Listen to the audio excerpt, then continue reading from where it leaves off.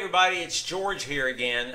Let me tell you a story. I was using my laptop to surf the internet, like we all do.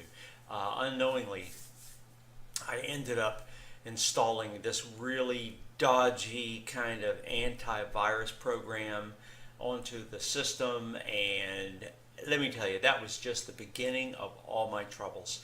I had all kinds of weird stuff happening on the screen. There were programs I couldn't load. It was taking forever to process just a Word document, for example. And I knew that there was some bad stuff going on in there caused by what I had downloaded. It was my own fault, really. So I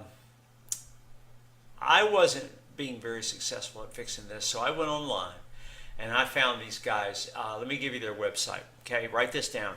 It's onlinepctechnicians.com. They cleaned up my spyware, the malware, all the other things that were messing up my laptop. And in the meantime, while they were doing all that, I went and had lunch. There was nothing to it.